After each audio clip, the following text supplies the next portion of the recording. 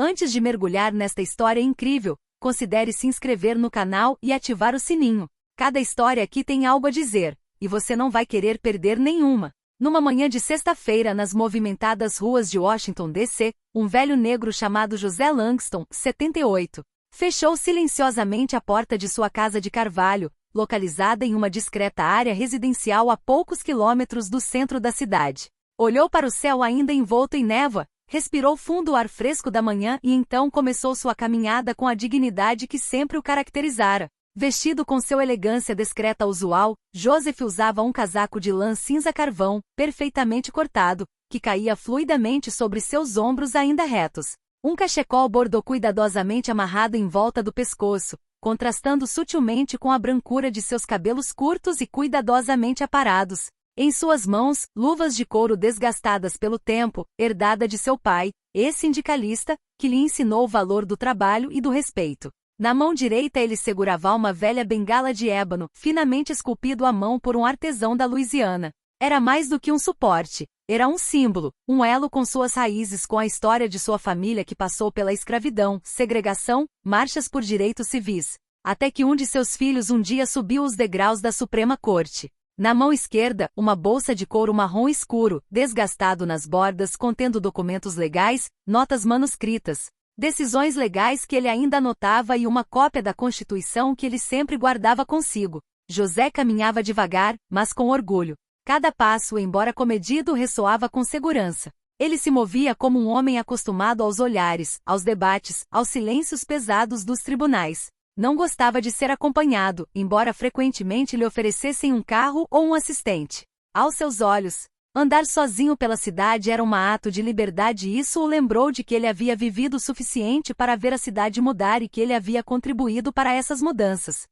Ex-professor de Direito Constitucional em Harvard, ex-reitor da Suprema Corte dos Estados Unidos, Joseph Langston influenciou muitas gerações de advogados, políticos e ativistas.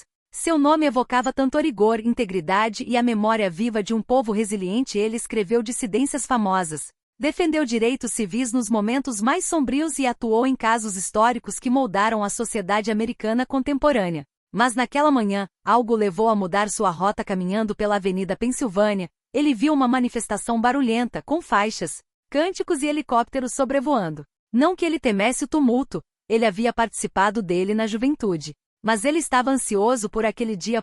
Calma e clareza de espírito, pois ele deveria se juntar a uma comissão privada do Senado para discutir uma proposta de reforma judicial sobre abuso policial. Uma reunião crucial. Então, ele fez um desvio por uma rua lateral mais estreita e menos movimentada, ladeada por prédios de tijolos vermelhos. O tipo de rua que os turistas nunca pegam, mas onde os antigos moradores de Washington ainda encontram vislumbres da cidade de outrora. Parou por um momento perto de um banco, não para descansar, mas para contemplar um pequeno mural representando Thurgood Marshall, o primeiro juiz negro da Suprema Corte, seu mentor espiritual. Ele colocou delicadamente a mão no cabo da bengala, olhou para o horizonte e murmurou: "Falta só mais um pouquinho, meu velho amigo. Mais uma luta a ser travada." Ele ainda não sabia disso. Os minutos seguintes o mergulhariam em uma situação que colocaria em questão tudo o que ele defendia. Durante toda a sua vida.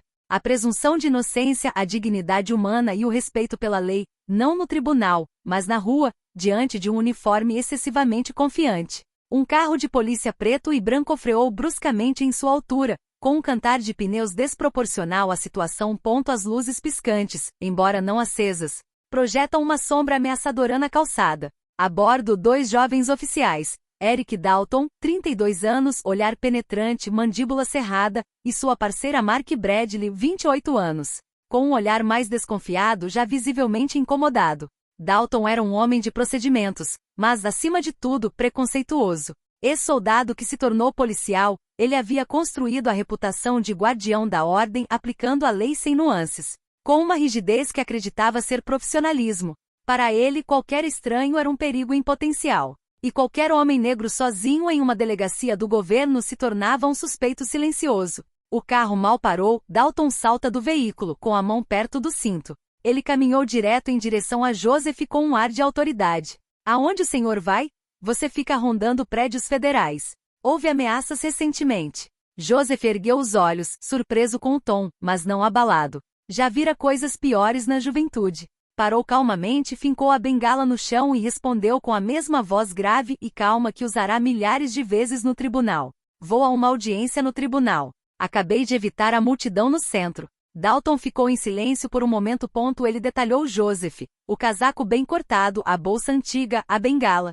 Nada ameaçador. Mas sua mente, influenciada por anos de suspeita, optou por não confiar. Ele pensou ter visto um espaço oco na bengala, um compartimento. E a bolsa, pesada demais para ser meramente simbólica. Mostre seus documentos. E esvazie sua bolsa. Agora. Joseph ergueu ligeiramente as sobrancelhas. Não estava sendo provocativo, mas conhecia seus direitos. Ele próprio havia redigido decisões constitucionais sobre o assunto. Quarta emenda, aquele que protege contra buscas abusivas. Sou um cidadão cumpridor da lei policial. O senhor não tem base legal para esta busca. Não fiz nada ilegal. O tom permaneceu calmo. Mas aos olhos de Dalton, essa resposta foi percebida como um desafio. Ele não o via como um advogado seguro dos seus direitos, mas um velho que ousou responder-lhe. Resista a ele. Não discuta. Você está preso por obstrução da ordem pública. Bradley, permanecendo em segundo plano, abriu a boca, hesitou em intervir, mas mudou de ideia. Percebeu que algo estava errado. Sentiu a injustiça, mas o hábito, a hierarquia e o medo de se opor a Dalton o fizeram permanecer em silêncio. Dalton avançou, arrancou a bolsa das mãos de Joseph e jogou-a no chão. Ele agarrou o velho pelo ombro, empurrou-o contra a parede de tijolos com brutalidade desnecessária, ignorando os protestos calmos, mas firmes, de seu alvo. O cana de madeira de ébano rolou para a calçada com um baque surdo e doloroso. Joseph, desestabilizado, perdeu o equilíbrio e caiu de joelhos com as mãos ainda contra a parede, seus documentos legais espalhados na calçada, decisões judiciais, notas manuscritas, trechos da Constituição. E silêncio glacial caiu na rua. O barulho de carros ao longe, helicópteros, buzinas, tudo parecia desaparecer. A poucos metros de distância, um casal de turistas, horrorizada, parou. A mulher, com os olhos arregalados, sussurrou para o marido. Ele é velho demais para isso. Não é normal. Ela pegou o celular. Filmou. Tudo. A prisão. O olhar confuso de Joseph. O pé de Dalton esmagando os papéis caídos. O rosto fechado de Bradley que estava olhando para o chão. O velho, de joelhos, não implorou. O não gritou. Ele levantou lentamente a cabeça em direção a Dalton e disse em voz baixa, mas ríspida. Lembre-se deste momento policial. Porque você responderá por isso. Não perante mim, mas perante a justiça. Dalton bufou, sem entender o quão profundamente aquelas palavras ficariam inseridas na história que se desenrolava diante de seus olhos. Menos de uma hora depois, na delegacia de polícia de 3 graus distrito, a atmosfera estava tensa. A estação parecia operar em câmera lenta, como se o próprio ar tivesse ficado pesado. Os sons habituais, telefones tocando, passos apressados, conversas interrompidas, pareciam abafados por uma pressão invisível. Em seu escritório com fachada de vidro no final do corredor, o chefe de polícia Gregory Ainsley, um veterano de cabelos grisalhos e olhar duro, mal estava terminando um relatório de rotina quando seu telefone fixo começou a tocar, gritar violentamente. Ele atendeu automaticamente, mas assim que disse olá, ele estava atacado por uma voz estrondosa do outro lado da linha. O que diabos você fez? Você acabou de maltratar o juiz Joseph Langston. Ainsley congelou. Seu queixo caiu ligeiramente. A princípio ele achou que tinha ouvido errado. O juiz Langston. O mesmo Joseph Langston que serviu na Suprema Corte dos Estados Unidos? Sim, e não em qualquer momento. Ele tinha que conhecer o presidente do Senado esta tarde para discutir um projeto de lei de reforma da Justiça Criminal Federal. E você? Você o humilhou na rua como um criminoso. O telefone tremeu na mão do chefe. Um suor frio brotou em sua têmpora. Ele fechou os olhos por um momento, rezando para que fosse um mal-entendido. Mas já sabia que não era. Naquele preciso momento, um agente entrou no escritório, pálido como um sudário. Chefe, você deveria ver isso. Nas telas da sala de vigilância, o vídeo filmado pelo casal de transeuntes estava circulando nas redes sociais. Já havia sido compartilhado milhares de vezes. O título era claro. Um velho negro humilhado pela polícia. Ele é um juiz aposentado da Suprema Corte. Jornalistas já estavam acampados do lado de fora dos portões. Advogados, senadores e ex-colegas de Joseph Langston ligavam um após o outro. Era tarde demais, o caso era público. O nome do Distrito 3 estaria no centro de um terremoto político-mediático. Poucos minutos depois, uma limusine blindada preta ostentando o selo oficial do governo estacionou em frente à estação. 2 agentes do serviço secreto abriram a porta dos fundos, deixando sair um homem de terno impecável, com a expressão gélida. Robert Chase, assessor especial do presidente do Senado. Ele entrou sem cumprimentá-lo, seus passos ecoando no chão de ladrilhos da delegacia. Todos os olhares se voltaram para ele. Ele foi direto para o agente Dalton, que permaneceu rígido com o rosto pálido, incapaz de esconder seu desconforto. Oficial Dalton, perguntou o conselheiro com uma calma cortante. E sim, senhor, você acabou de prender e agredir uma lenda viva do direito americano, um homem que dedicou a vida a defender a Constituição que você deveria proteger. Sabe o que você acabou de fazer? Dalton tentou responder. Gaguejou, afogando-se em suas próprias justificativas. Eu não sabia quem ele era. Ele não tinha nenhuma identidade visível, e não parecia. O conselheiro então se aproximou, inclinou-se levemente e perguntou em tom frio, quase inaudível. Ele não parecia ser um homem culto? Um juiz? Um cidadão? Ou simplesmente um homem digno de respeito apesar da cor da sua pele e da sua idade? Um silêncio glacial pairou sobre a sala. Até Bradley, seu parceiro, baixou os olhos. Em uma sala de interrogatório, Joseph Langston sentou-se ereto, apesar do cansaço evidente em seu rosto. Um médico veio examiná-lo. Ele recusou uma cama, uma cadeira de rodas e até mesmo um copo d'água. O que ele esperava era que alguém viesse e lhe explicasse por que, depois de tudo que havia dado ao seu país, ele havia sido tratado como um estranho perigoso. Quando o chefe Ainsley entrou com Dalton, Joseph olhou para cima, seu olhar penetrando o espaço. Senhor Langston, começou o chefe, constrangido.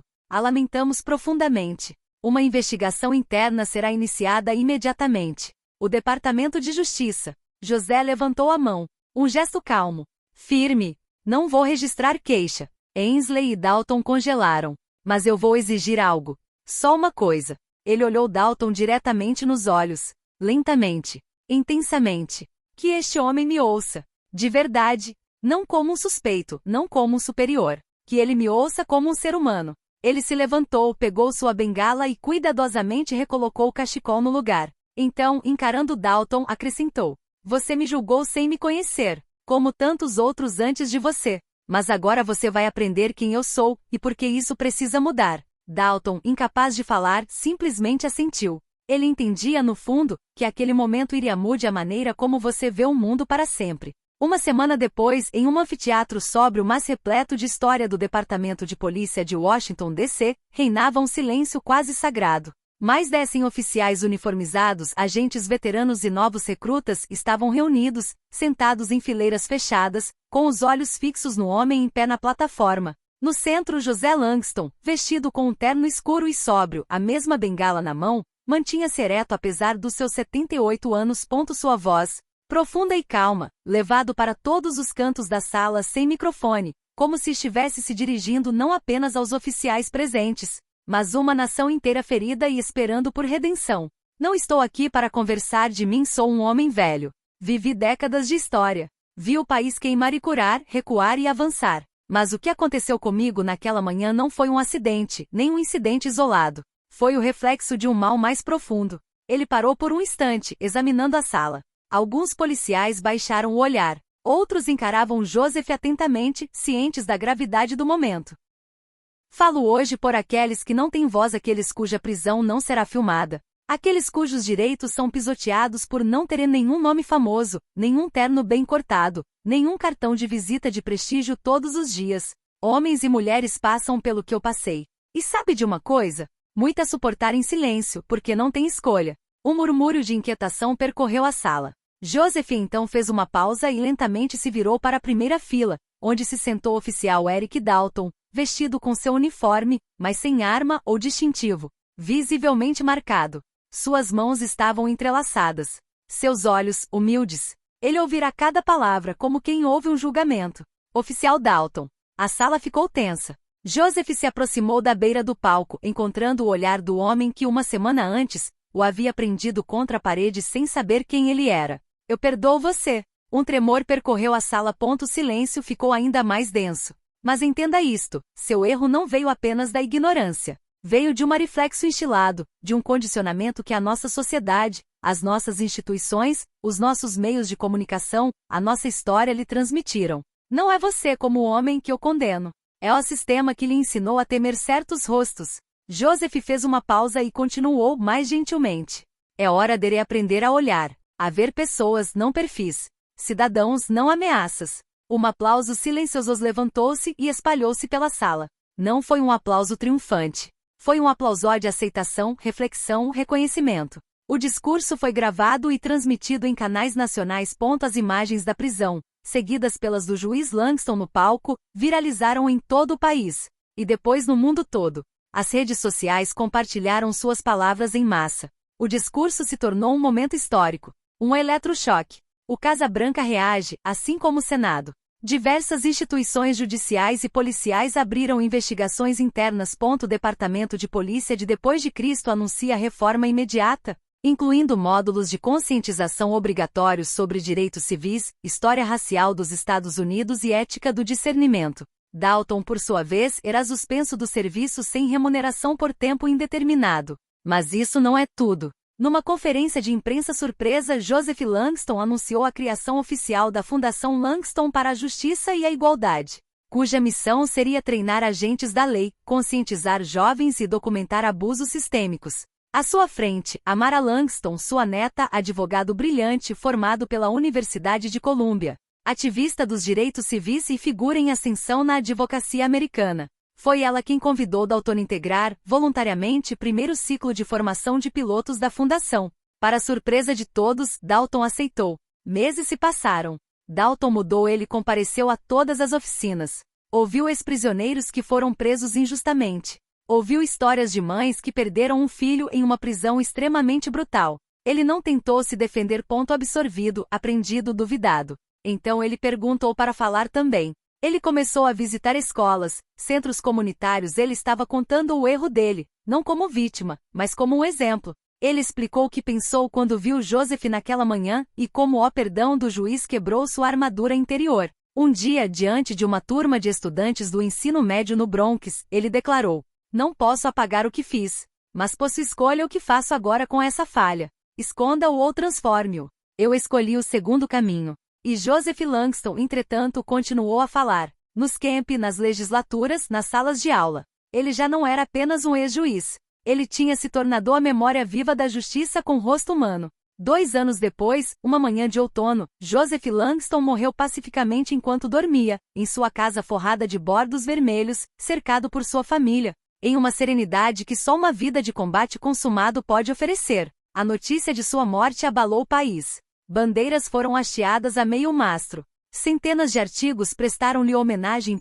O ícone da lei e da justiça racial nas redes sociais, milhares de pessoas compartilharam trechos de seus discursos, de suas antigas aulas de direito e principalmente daquele famoso vídeo em que ele perdoou publicamente um policial, tornando-se assim, para toda uma geração, a voz de uma sabedoria rara e desarmada. O dia do funeral, o céu estava cinza perolado e uma chuva fina caía suavemente sobre o memorial de Arlington, onde ele desejava descansar, não por glória militar, disse ele certa vez, mas para nos lembrar que a paz às vezes é fruto de batalhas invisíveis. A cerimônia foi ao mesmo tempo oficial e íntimo. Milhares de pessoas estavam presentes. Juízes em vestes pretas, do estudantes de direito que seguiram seus ensinamentos, mães, do ex-condenados inocentes, do militantês de todo o país. Reitores de universidades, senadores, crianças anônimas. Todos exibiam expressões sérias e gratas.